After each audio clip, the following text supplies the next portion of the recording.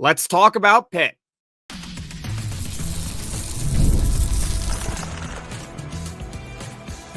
You are Locked On Syracuse, your daily podcast on the Syracuse Orange.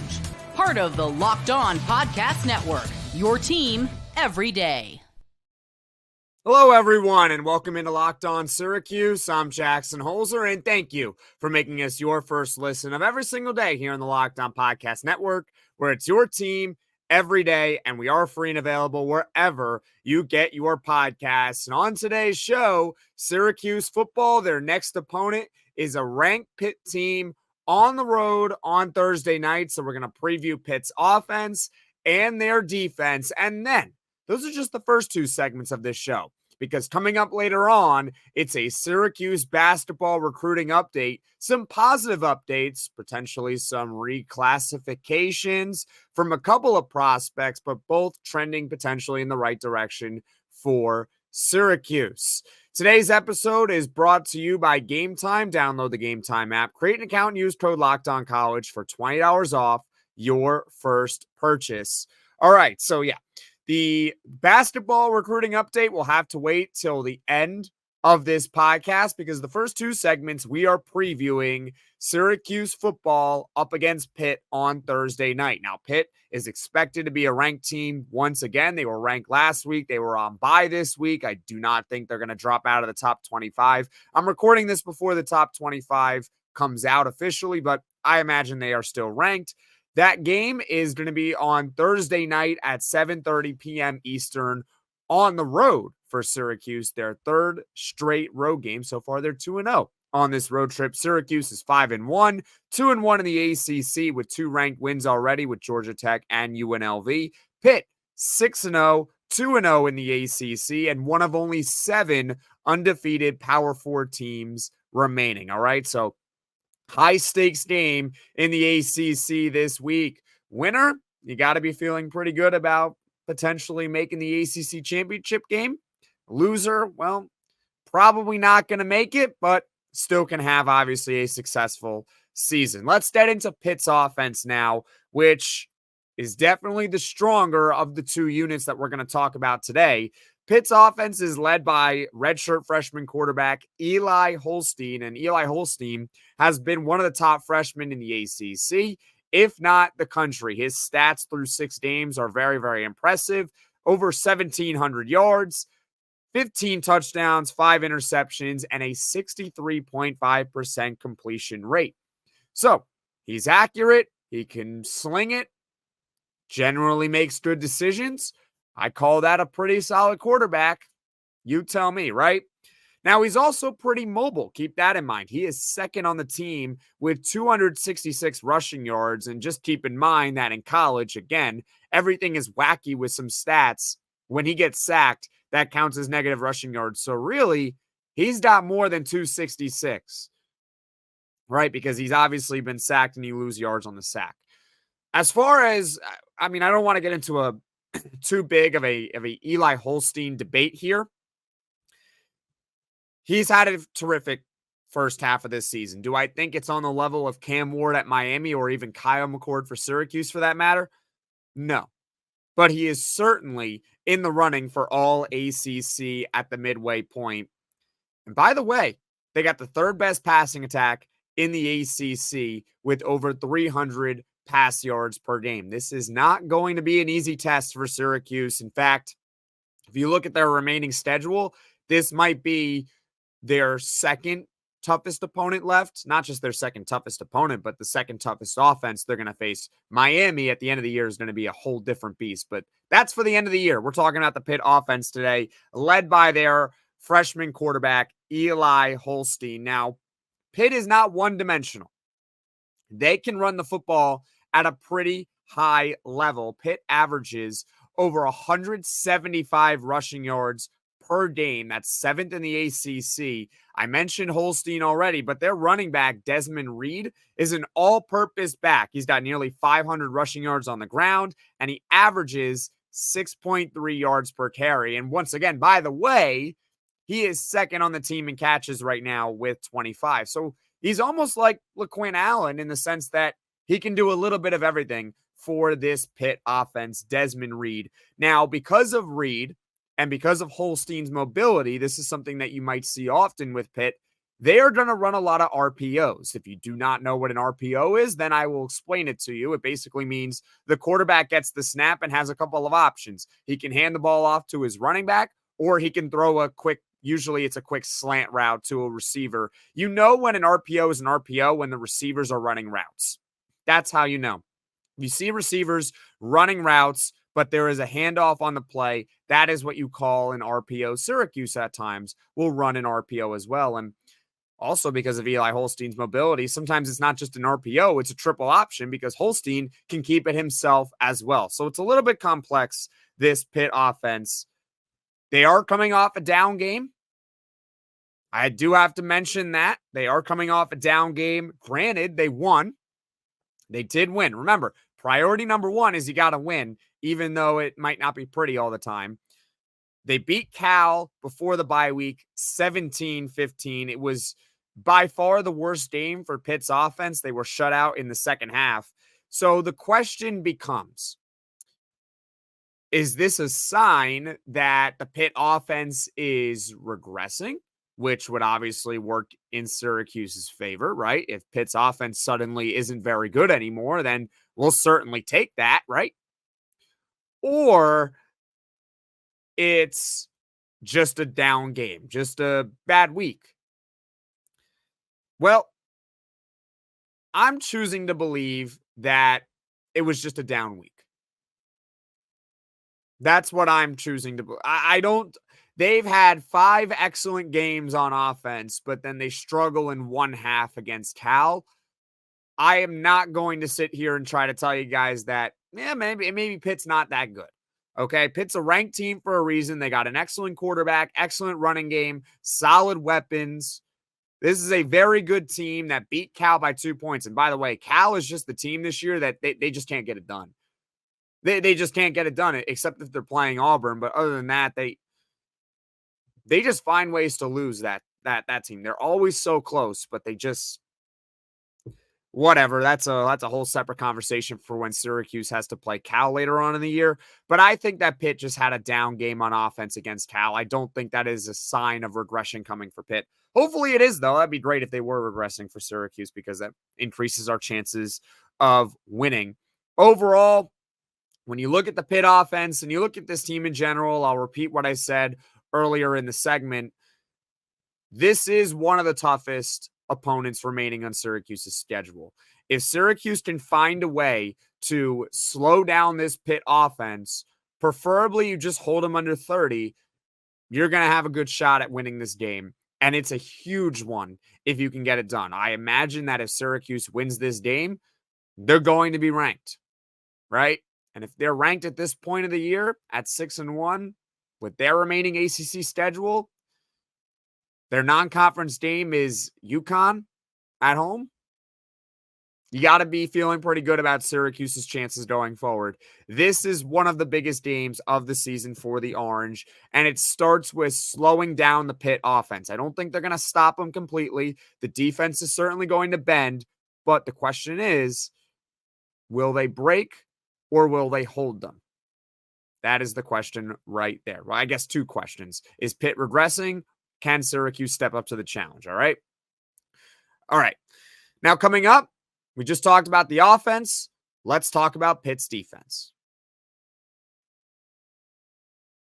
Look, I won't lie. I was a bit on the fence about pre-alcohol originally, but then while hanging out with some friends, I gave it a shot, and believe me, it's the real deal. Here's how to use it. Step 1, drink pre-alcohol for best results. Make pre-alcohol your first drink of the night. Step 2, drink responsibly. Pace yourself, hydrate, and get a good night's sleep. And step 3, enjoy tomorrow. Wake up feeling refreshed and ready to take on the day. Go to ZBiotics.com/lockedon to learn more and get 50% off or 15% off your first order when you use Locked On College at checkout. ZBiotics is backed with 100% money-back guarantees, so if you're unsatisfied for any reason, they'll refund your money, no questions asked. Remember to head to ZBiotics.com/lockedon and use code LOCKEDONCollege at checkout for 15% off.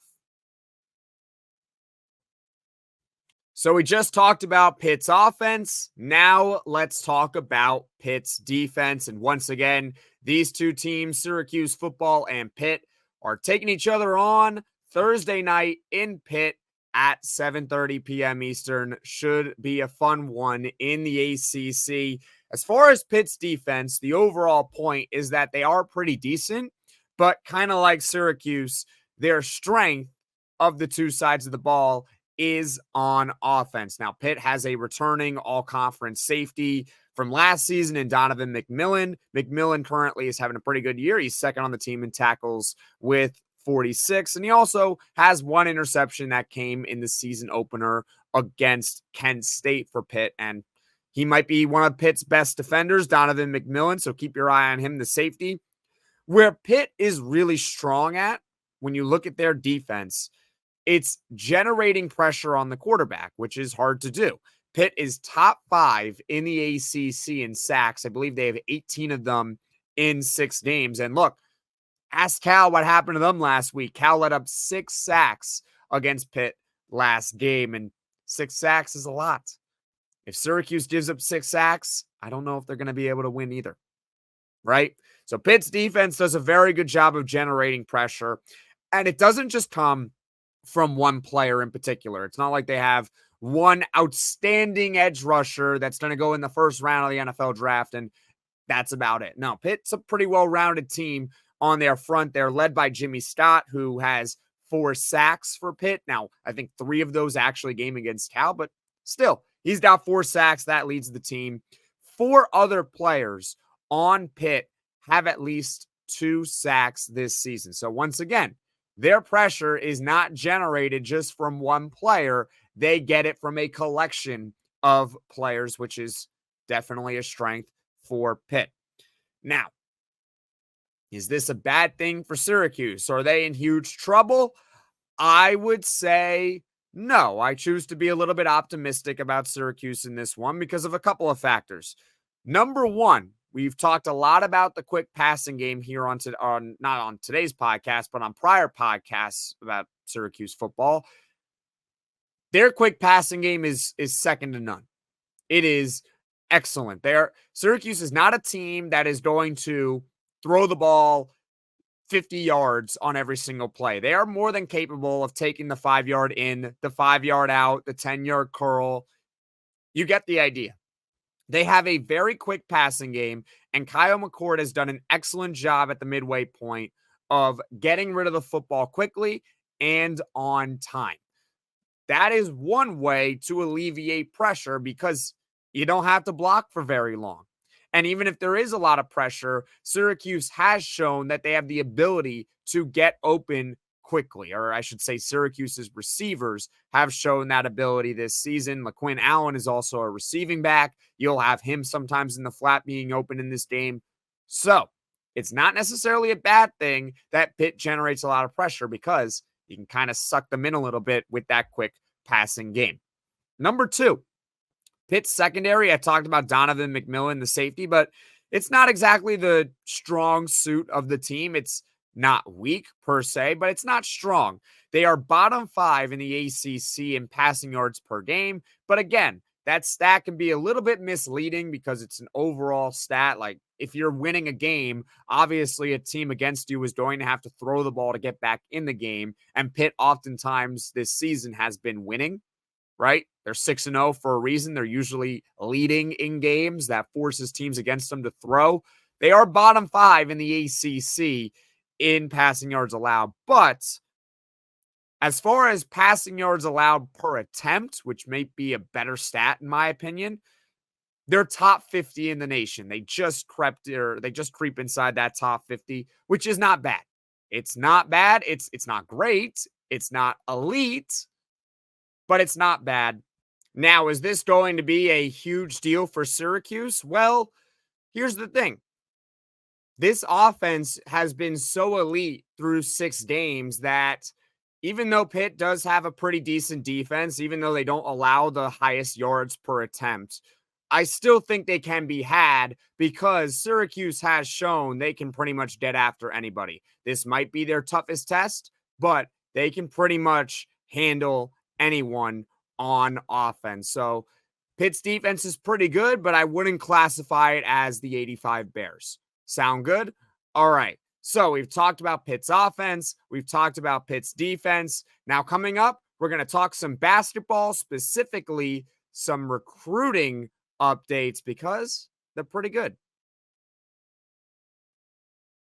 Basketball season is just around the corner, whether it's the NBA or college like Syracuse.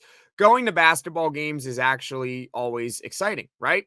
And the way I get tickets for games is by using Gametime. Gametime is a new feature called Gametime Picks that makes getting tickets for your favorite live events even easier. And Gametime Picks filters out the fluff to show you only incredible deals on great seats, so you don't have to waste time searching through thousands of tickets. And my favorite feature is the curated deals. Curation makes it easier to save more on sports, concerts, comedy, theater, etc. Take the guesswork out of buying concert tickets with Gametime. Download the Gametime app, create an account, and use code LOCKEDONCollege for $20 off your first purchase. Terms apply. Again, create an account, redeem code LOCKEDONCollege, LOCKEDONCOLLEGE for $20 off.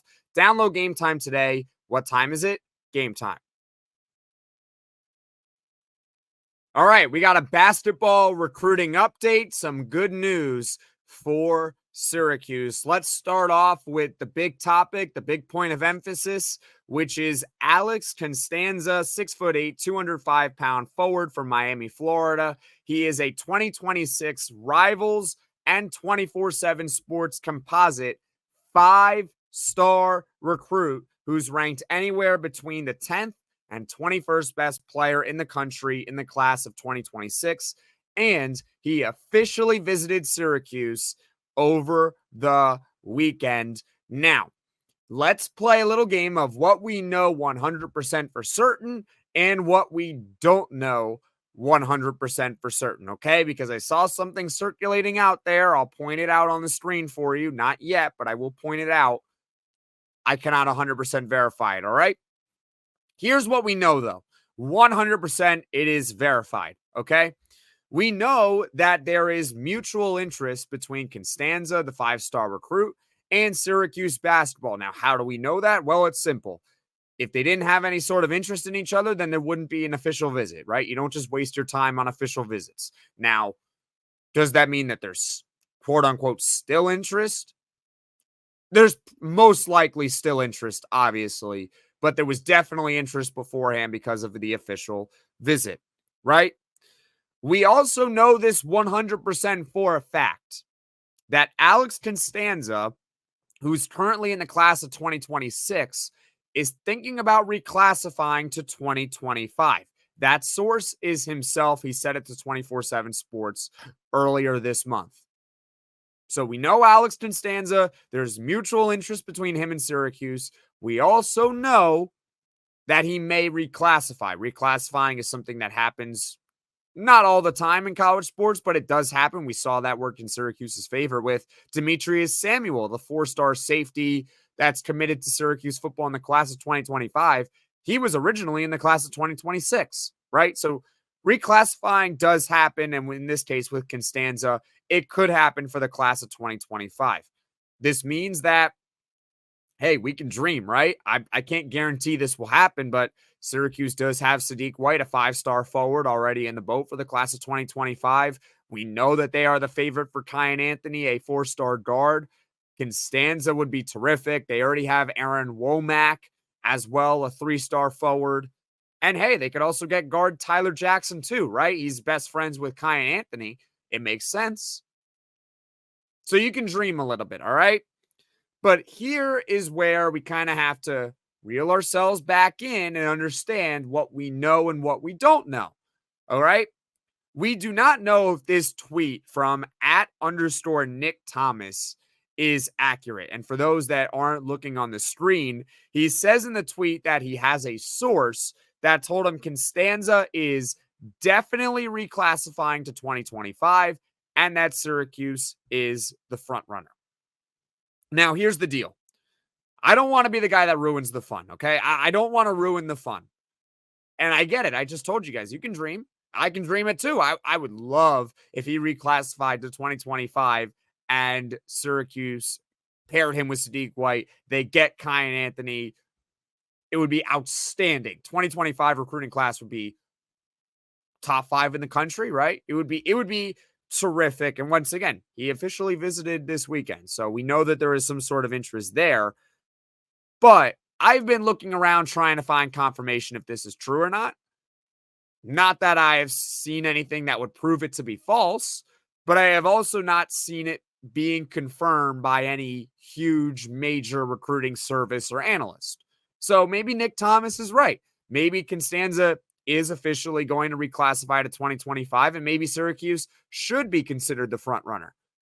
But I cannot verify that for certain, but I did see it, so I did want to address it, all right?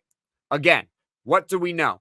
We know there was an official visit. We know that there is mutual interest. We know he is thinking about reclassifying. We just don't know if he is reclassifying for certain and whether or not Syracuse is actually a front runner for Constanza or not. It would be great to land him, but we don't know if they are a front runner for him just yet. Hopefully they are, though. So that's Alex Constanza, currently a 2026 5-star forward who officially visited Syracuse over the weekend. That's your first update for you recruiting-wise. But there's another one for you. Asher Elson. Finally, we got some news regarding Asher Elson, a 6'10", 190-pound power forward from Brooklyn, New York. He is currently a 2025 24/7 Sports Composite 4-star recruit. And the big headline, this is coming from an article from On3's Jamie Shaw, who's been on the podcast before. Asher Elson told him that he is expected to take a visit to Syracuse later this month, which is obviously great. We love when recruits are taking the time to visit Syracuse. He also talked about reclassifying to 2026. So you got Constanza thinking about going to 2025, and you got Asher Elson thinking about going to 2026. Could be a nice little flip over there. Now, Asher Elson's main offers, again, according to himself, Syracuse, Illinois, Georgia Tech, who he also said he might visit in October, Creighton, and St. John's. It's tough competition. I'm not going to take any of those schools lightly by any means, but not exactly murderer's row like it was for a Caden Lewis, who was a 4-star guard that had every blue blood offering and also had Syracuse, Michigan, and Tennessee. That's murderer's row right there. Syracuse, Illinois, Georgia Tech, Creighton, St. John's. All right. Definitely good offers. Nothing to sneeze at. Tough competition. NIL money. You get all that. But again, it's not Duke. It's not North Carolina. It's not Kentucky. I like our chances more, I guess. Maybe that's fair, right? Anyways, I think that does it for Constanza and Asher Elson. Once again, a little Syracuse basketball recruiting update for you guys. Mostly good news, right? Constanza in Syracuse, maybe. Asher Elson thinking about visiting Syracuse in October, which has 11 more days left in this month. So that would be great. So good news for Syracuse basketball recruiting overall. As far as what is coming up later on in the week on the podcast, okay? Listen up. No full podcast tomorrow. That's okay. But we got full podcasts for Tuesday and Wednesday. Once again, unless there's some breaking news, we're talking Syracuse football against Pitt, which is coming up on Thursday night. Now, you guys know by now, or if you're a first-time listener, you're about to find out.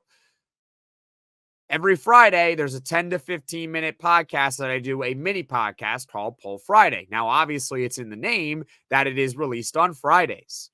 But Syracuse football is playing Pitt on Thursday night. And I am not a sorcerer. I cannot tell you the future. I can predict the future, but I can't promise you 100% what's going to happen. I hope Syracuse wins. So this Poll Friday will be on Thursday morning. I've once done a Poll Friday on a Saturday because of Eddie Lampkin news, which was good news at the end of the day. And I'm going to do Poll Friday on a Thursday because of the game on Thursday night. What does that mean for the full podcast? Well, that means on Thursday morning, there will not be a full podcast. It will just be the Poll Friday episode. But after the game against Pitt, there will be a full podcast post-game reaction. And then on Friday or Saturday, there will be another reaction to the Pitt game hopefully it's me reacting in a win, right? That would be terrific if Syracuse can get to 6-1. Thank you for making Locked On Syracuse your first listen today. And for your second listen, check out the Locked On ACC podcast. Alex Dono and Kenta Gibbs, they keep it real and they bring you their truth about where your favorite ACC team stands within the conference. I imagine that if Syracuse can beat Pitt, they will definitely rise up the rankings in the ACC.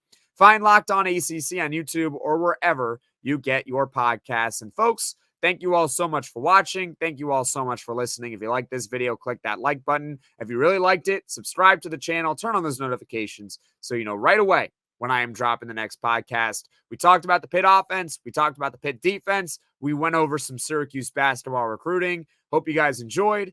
Everyone, take care.